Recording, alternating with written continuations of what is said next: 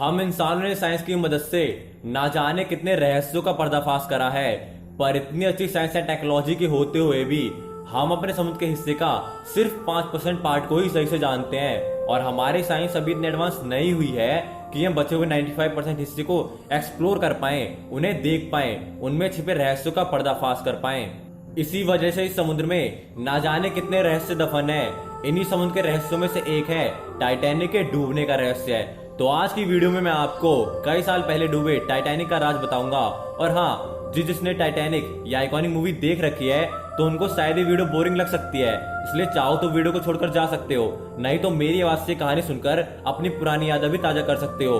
और जिसने मूवी नहीं देख रखी तो उनको आगे वीडियो में बहुत मजा आने वाला है। So without wasting your time, let's begin.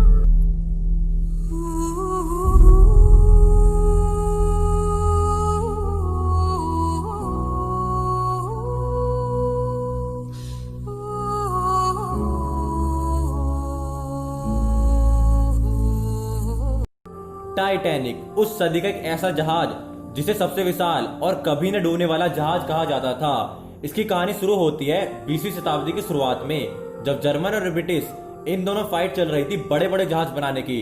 तो ब्रिटिश ने जर्मन से आगे निकलने के लिए एक ऐसा जहाज बनाने का डिसीजन लिया जो कि दिखने में एक महल से बड़ा हो और आलीशान हो, और वो 20वीं शताब्दी का सबसे बड़ा जहाज कहलाए। अब इस काम को करने के लिए ब्रिटिश सरकार ने व्हाइट स्टार लाइन कंपनी को कॉन्ट्रैक्ट दिया और करोड़ों रुपए का लोन भी दिया। इसके बाद 31 मार्च 1909 में नॉर्थ आयरलैंड के बेलफॉस्ट में टाइटैनिक का निर्माण शुरू हुआ। इतने बड़े और समुद्र में चलते इतने आलीशान जहाज को बनाने के लिए 15,000 इंजीनियर्स और कारीगरों ने 3 साल कड़ी मेहनत करके इसको बनाया। इस जहाज को अनसिंकेबल जहाज भी कहा जाता था, क्योंकि इसको इस तरह बनाया गया था जिसमें 16 अलग अलग कंपार्टमेंट्स थे और सारे कंपार्टमेंट्स वाटर टाइट थे। 2 अप्रैल 1912 को टाइटैनिक बनकर तैयार हो गया था। ये इतना भव्य और आलीशान बनाया गया था जिसकी वजह से दुनिया भर में चर्चा में बना हुआ था। जब व्हाइट स्टार लाइन कंपनी ने यूरोप और अमेरिका के बीच टाइटैनिक की सेवाओं का अनाउंसमेंट करा तो लोग ये बात सुनकर बहुत एक्साइटेड हो उठे। 10 अप्रैल 1912 को टाइटैनिक 920 यात्रियों के साथ इंग्लैंड के साउथहैम्पटन से न्यूयॉर्क की तरफ निकल पड़ा। और यह भी कहा जाता है कि जब टाइटैनिक अपनी पहली यात्रा के लिए तैयार था तब उसे देखने के लिए 1 लाख से भी ज्यादा लोग उस पोर्ट पर आए थे। टाइटैनिक साउथहैम्पटन से निकलकर 42 किलोमीटर प्रति घंटे की स्पीड से शाम तक चेरबर्ग फ्रांस पहुंच गया था।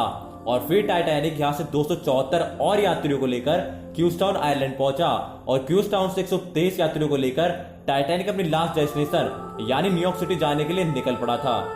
अब टाइटैनिक में यात्रियों और जहाज के क्रू मेंबर्स को मिलाकर लगभग 2224 लोग थे। टाइटैनिक जब आयरलैंड से जस्ट निकला ही था तभी उनको रास्ते में आइसबर्ग मौजूद होने की पहली वार्निंग मिल गई थी, लेकिन टाइटैनिक के जो कप्तान थे एडवर्ड जोन्स स्मिथ, इन्होंने वार्निंग को ज्यादा सीरियस ना लेते हुए इस बात को इग्नोर कर दिया और जहाज को उसके फुल स्पीड में चलते रहने दिया। और उसके कुछ देर बाद यानी रात होते होते कैप्टन को आइसबर्ग की 6 वार्निंग अन्य जहाजों से मिल चुकी थी, लेकिन दोबारा से कैप्टन ने वार्निंग को इग्नोर कर दिया और जहाज की रफ्तार को बरकरार रखा, क्योंकि कैप्टन स्मिथ रिटायर होने वाले थे और उनकी आखिरी यात्रा थी। टाइटैनिक उस सदी का सबसे बड़ा जहाज तो था ही, साथ ही कैप्टन सबसे तेज जहाज का एक और रिकॉर्ड टाइटैनिक के नाम जोड़ना चाह रहे थे। 14 अप्रैल की उस रात को कैप्टन स्मिथ ने सेफ्टी पर्पस के लिए जहाज के 2 क्रू मेंबर्स फ्रेडरिक फ्रीट और रैग्नोर ली को जहाज के ऊपर निगरानी के लिए तैनात कर दिया, ताकि अगर रास्ते में कोई खतरा दिखे तो कैप्टन को आगाह कर दे। उस रात समुद्र में किसी भी प्रकार की हलचल नहीं थी, समुद्र एकदम शांत था, आसमान में चांद नहीं था, इस वजह से जहाज के ऊपर सितारों की हल्की रोशनी पड़ रही थी। तभी अचानक 11:39 पर तैनात करे गए दोनों क्रू मेंबर्स को एक काला पहाड़ दिखा। अब उसे देखकर फ्रेडरिक समझ गया कि टाइटैनिक के सामने एक बड़ा सा आइसबर्ग है और उसने तुरंत 3 बार घंटा बजा दिया और फिर उसने फोन पर खबर दी कि बर्फ की चट्टान बिल्कुल सामने है। ये सुनते ही जितने भी लोग और ऑफिसर टाइटैनिक को ऑपरेट कर रहे थे वो सब जहाज को मोड़ने की कोशिश करने लगे और सबने मोड़ने की बेजोड़ कोशिश करी, पर ये डिसीजन इतनी अचानक से लिया गया था इस वजह से वो इसे नहीं मोड़ पाए। और 11:40 पर जहाज के राइट साइड के नीचे वाला पार्ट उस आइसबर्ग से टकरा गया। ये टक्कर इतनी भयंकर हुई थी जिसकी वजह से 3rd क्लास में रहने वाले यात्रियों को एक बड़ा झटका लगा। यात्रियों को तब पता नहीं चला था, बल्कि उनको तब पता चला जब टाइटैनिक को एक जगह पर रोक दिया गया और इंजन बंद कर दिए गए। अब जैसे ही ये बात यात्रियों को पता चली कि जहाज आइसबर्ग से टकरा गया है, वो लोग अफरा तफरी में इधर उधर भागने लगे और सारे यात्री खौफ में थे और काफी डरे हुए थे।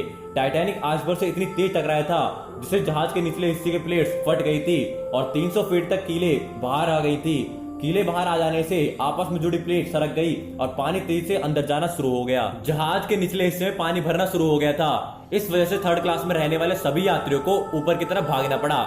इस एक्सीडेंट से टेंशन में आकर टाइटैनिक के डिजाइनर थॉमस एंड्रूज ने कैप्टन को बताया कि जहाज के 5 कंपार्टमेंट में पानी भर गया है और कुछ देर बाद पानी एक एक करके सारे कंपार्टमेंट में भर जाएगा। इसके बाद सारी लाइफ बोट्स को बाहर निकाला जाने लगा और टाइटैनिक पर सिर्फ 20 लाइफ बोट्स मौजूद थी, जिसकी कैपेसिटी लगभग 65 यात्रियों की थी। लेकिन जहाज पर इतनी अफरा तफरी हो गई थी, इस वजह से वो लाइफ बोट्स पर कितने लोग चढ़ाने हैं या फिर कितने चढ़ गए हैं ये सब मैनेज नहीं कर पाए और लाइफ बोट्स में 25 से 30 यात्रियों को ही चढ़ाया गया और काफी सारे नाव को बिना ठीक से भरे ही जाने दिया गया। इस वजह से काफी सारे लोगों की मौत हो गई थी। उस रात जहाज पर हफरा तफरी और खौफ का माहौल था, लेकिन इन सब चीजों के बीच वहां उपस्थित म्यूजिशियन के ग्रुप ने अपनी जिंदगी की बिना फिक्र करते हुए वो म्यूजिक बजाते रहे ताकि मरने वाले लोग अपने आखिरी पल खुशी से बिता सकें। टाइटैनिक में अब 5 से ज्यादा कंपार्टमेंट्स में पानी भर चुका था, जिस वजह से जहाज के आगे का हिस्सा पानी में डूब चुका था और जहाज के पीछे वाला हिस्सा धीरे धीरे ऊपर उठने लगा था। दबाव इतना ज्यादा बढ़ गया था कि जिस वजह से 2:20 पर टाइटैनिक बीच से टूटकर अलग हो गया और महज 2 घंटे 40 मिनट में एक भव्य और कभी न डूबने वाला टाइटैनिक अपनी पहली यात्रा में अटलांटिक महासागर में डूब गया। इस दुखद घटना में 15-17 लोग मर गए थे और इसमें लोग डूबने से कम मरे थे। ज्यादातर लोग अटलांटिक महासागर की 2 डिग्री सेल्सियस के ठंड में मर गए थे। टाइटैनिक के डूबने के 2 घंटे बाद लगभग 710 लोगों को बचा लिया गया था, लेकिन जिस दिन से टाइटैनिक डूबा है उस दिन से डूबने की अलग अलग थ्योरी सामने आती रही हैं, जिसमें कुछ टाइटैनिक के कप्तान स्मिथ को दोषी मानते हैं तो कुछ टाइटैनिक की बनावट और उसमें इस्तेमाल हुए मटेरियल को घटिया और बेकार बताते हैं। पर साल 2010 में एक प्रोजेक्ट शुरू किया गया जिसका उद्देश्य टाइटैनिक के डूबने की असली वजह जानना था और लाखों रुपए के एडवांस रोबोट्स और हाई डेफिनेशन वाले कैमरास की मदद से समुद्र के अंदर पड़े मलबे के लाखों फोटोज और वीडियोस को खींचकर और बनाकर उन्हें वर्चुअली जोड़कर टाइटैनिक तैयार किया। और उन्होंने देखा कि टाइटैनिक को बनाने में इस्तेमाल हुआ मटेरियल एकदम ठीक था और डिजाइन में भी कोई दिक्कत नहीं थी, बल्कि वो इतने शानदार तरीके से बनाया गया था जिससे वो टक्कर के बाद भी 2 घंटे 40 मिनट तक पानी के ऊपर टिका रहा। अगर और कोई जहाज होता तो बहुत जल्दी ही समुद्र में समा जाता। टाइटैनिक के डूबने की असली वजह टाइटैनिक की तेज स्पीड थी, जो कि कई चेतावनी मिलने के बाद भी उसकी रफ्तार को कम नहीं किया गया था। तो ये थी असली वजह टाइटैनिक के डूबने की। और लास्ट में आपको यही बोलूंगा कि आप इस टाइटैनिक मूवी को जरूर देखना, अगर आपने अभी तक ये नहीं देखा है तो सच में आप काफी अच्छी चीज मिस कर रहे हो। तो आई होप आपको वीडियो अच्छी लगी होगी। वीडियो अच्छी लगी तो वीडियो को लाइक करके चैनल को सब्सक्राइब कर दो। और अभी तक वीडियो को देख रहे हो, इतनी देर तक वीडियो को देख रहे हो, अब 2 सेकंड लगेगा चैनल को सब्सक्राइब करने में, तो दबाओ सब्सक्राइब बटन। तो मिलते हैं नेक्स्ट वीडियो में, तब तक के लिए सी यू, सायोनारा, बाय बाय।